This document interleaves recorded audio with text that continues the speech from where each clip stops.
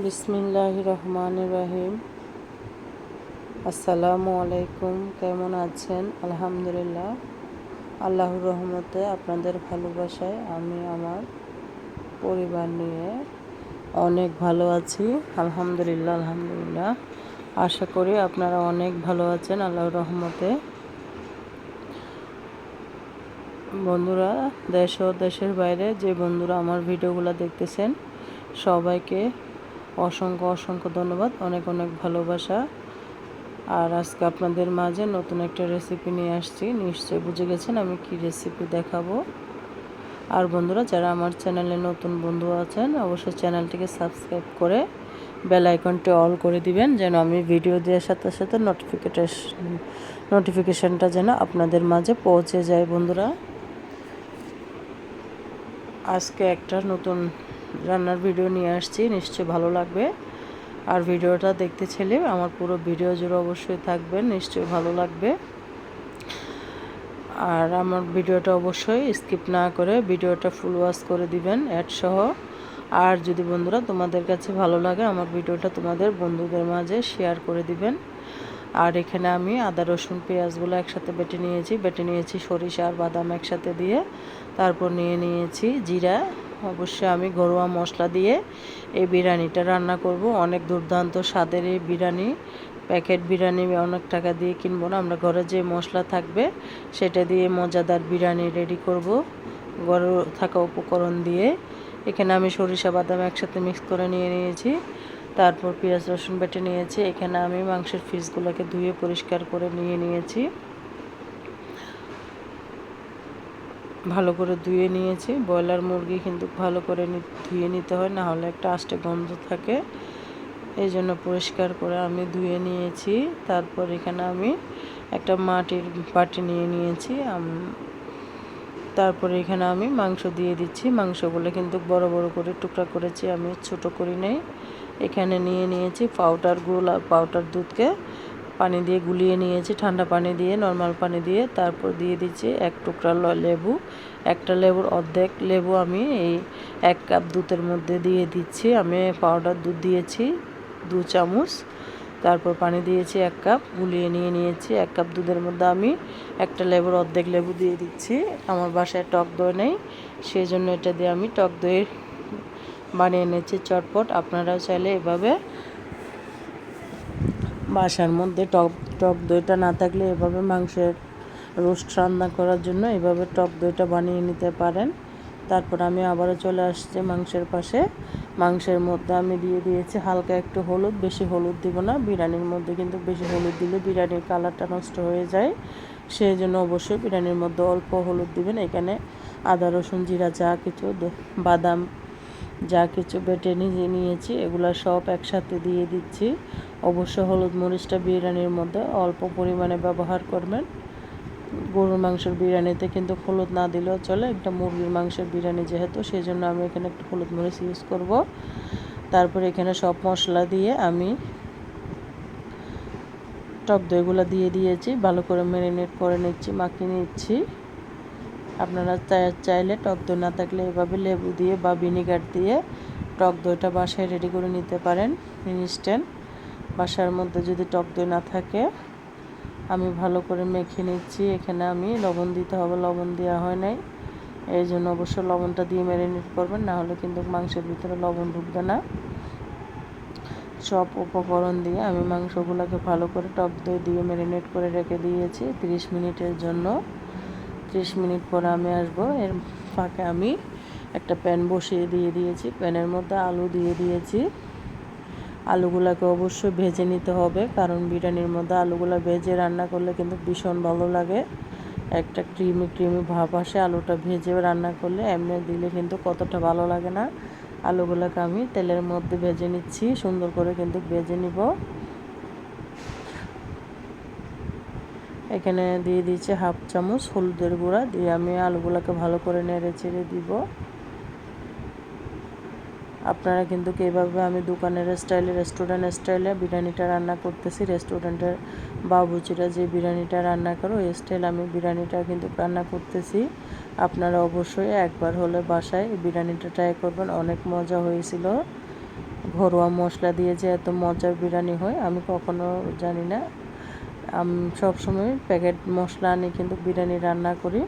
যেহেতু আমার বাসায় প্যাকেট মশলা ছিল না, সেই জন্য বিরিয়ানি খেতে মন চাইছিল, সেই জন্য ঘরে থাকা উপকরণ দিয়ে বিরিয়ানিটা রান্না করে ফেলেছি। দারুণ দুর্দান্ত মজা হয়েছিল।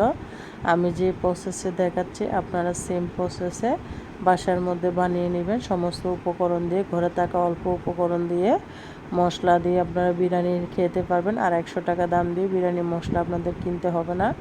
বাসায় যে মশলা থাকবে ওটা দিয়ে দুর্দান্ত স্বাদের বিরিয়ানি পাকিয়ে নিতে পারবেন।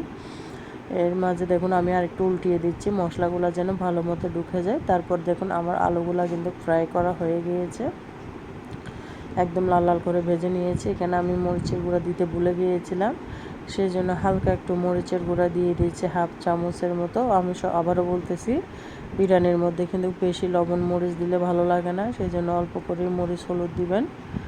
এখানে আমার লাইট নেই চুলার পাশে, সেই জন্য ভিডিওটা একটু কালো কালো আসছে বন্ধুরা। রাতের বেলা ভিডিও করতেছি, যার কারণে ভিডিওটা একটু অন্ধকার হয়েছে, তার জন্য আমি দুঃখিত।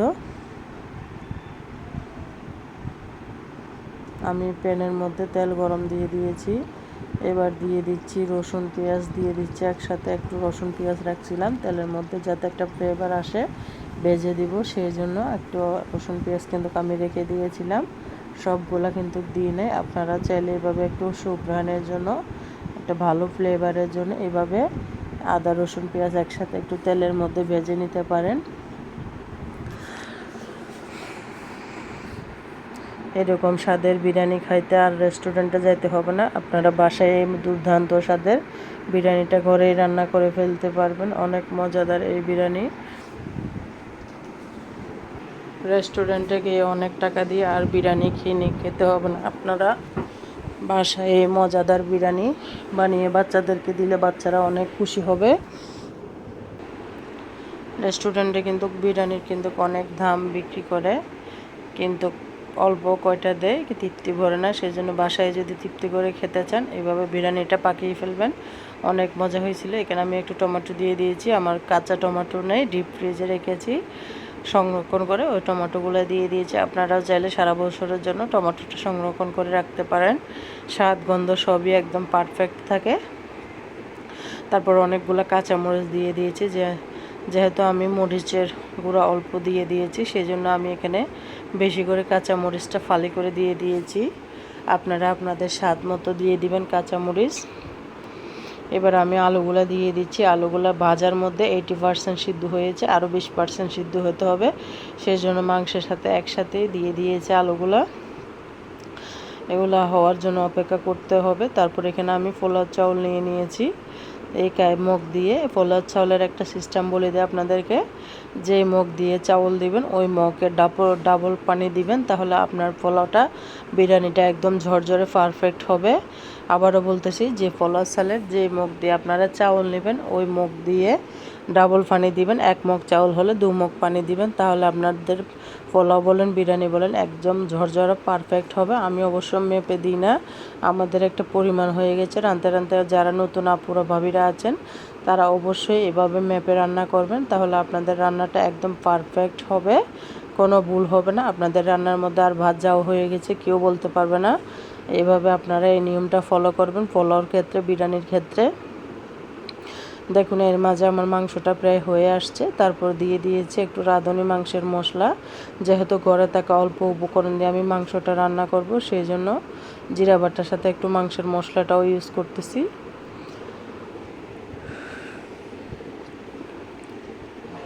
অনেক মজাদার, আমার কাছে কিন্তু রাঁধুনি মশলা দিয়ে বিরিয়ানি রান্না করলে ভীষণ ভালো লাগে। আপনারা ট্রাই করবেন, এভাবে বাসায় রান্না করে খাবেন, অনেক মজা হবে। দেখুন আমার মাংস রান্নাটা প্রায় হয়ে গিয়েছে, অনেক সুন্দর একটা কালার আসছে। এর মধ্যে আমি দিয়ে দিয়েছি গরম মশলা, এলাচ দারচিনি তেজপাতা লবঙ্গ দিয়ে দিয়েছি। অনেক স্বাদের হয়েছিল এই মাংসটা যেমন মাংসটা মজা হলে কিন্তু আপনার বিরিয়ানিটাও মজা হবে, সেটাই হচ্ছে কথা। আপনার সেই জন্য মজা করে মাংস রান্না করতে হবে, তারপর হবে পোলাও চাউলটা দিয়ে বিরিয়ানি মজা হবে, না হলে মাংস স্বাদ না হলে কিন্তু বিরিয়ানি স্বাদ হবে না। এবার আমি মাংসগুলা উঠিয়ে নিলাম। এক এক করে সব মাংস আমি উঠিয়ে নিয়েছি, যা ভাতের সাথে একসাথে দিলে কিন্তু মাংসগুলো ভেঙে যাবে। সেই জন্য আমি এই পানি অন্য পাতিলে নিয়ে নিয়েছি, বড় একটা পাতিলে ঝোলগুলো ঢেলে নিয়েছি। আমি কিন্তু এখানে আর তেল দিই না, একসাথে সব তেল দিয়ে দিয়েছিলাম। তারপর আমি চুলার মধ্যে দিয়ে দিয়েছি চাউলগুলো, পানির সাথে মিক্স করে কষিয়ে নিব। তারপরে এখানে আমি পরিমাণ মতো গরম পানি দিয়ে দিচ্ছি, অবশ্য গরম পানি দিবেন, তাহলে আপনার ভাতটা একদম ঝরঝরে হবে। দুর্দান্ত স্বাদের এই বিরিয়ানিটা রান্না করবেন, একটু যত্ন করেই রান্না করবেন। আর বাচ্চাদেরকে নিয়ে রেস্টুরেন্টে খেতে হবে না, ঘরের মধ্যে স্বাস্থ্যকর খাবার খাবেন। বাজারের খাবার কিন্তু অস্বাস্থ্যকর, সেই জন্য আমরা সবাই বাচ্চাদেরকে কিন্তু বাসায় এইভাবে মজাদার বিরিয়ানি রান্না করে দিতে পারে। চিকেন বিরিয়ানি খুব লোভনীয় হয়েছিল। দেখুন আমার ভাতগুলো কি সুন্দর হয়ে গিয়েছে, অনেক সুন্দর হয়েছে, একদম ঝরঝরা হয়েছিল।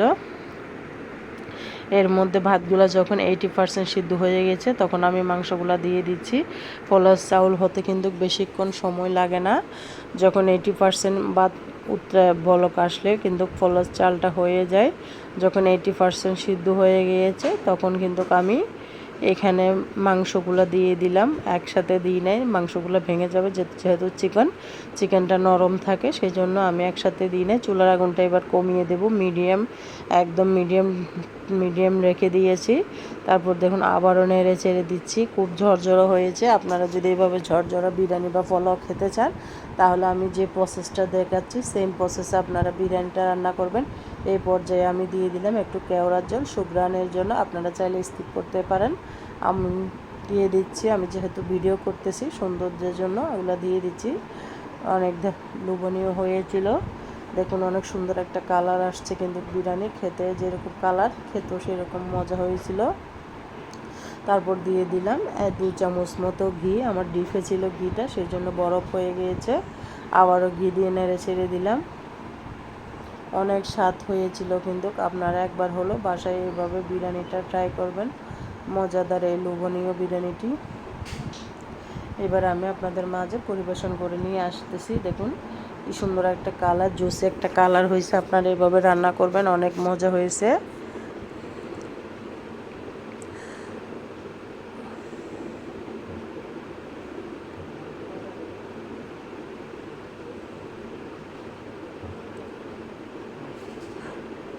আপনারা চাইলে আপনাদের পছন্দ মতো ডেকোরেশন করে নিতে পারেন। আমি আমার পছন্দ মতো ডেকোরেশন করে নিয়েছি। অনেক মজাদার এই বিরিয়ানিটা অবশ্যই বাচ্চাদেরকে রান্না করে খাওয়াবেন। আর আমার চ্যানেলের সাথে থাকবেন। আমার চ্যানেলে নতুন বন্ধু হলে চ্যানেলটিকে অবশ্যই সাবস্ক্রাইব করে দিবেন আর বেল আইকনটা অল করে দিবেন। যে বন্ধুরা আমার পুরো ভিডিও জুড়ে ছিলেন, সবাইকে অসংখ্য ধন্যবাদ, অনেক ভালোবাসা। ভিডিওটা আজকের মতো এই পর্যন্ত রাখলাম। সবাই সুস্থ থাকবেন, ভালো থাকবেন, আমার জন্য আমার পরিবারের জন্য দোয়া করবেন। আসসালামু আলাইকুম রহমতুল্লাহি ওয়া বারাকাতুহু।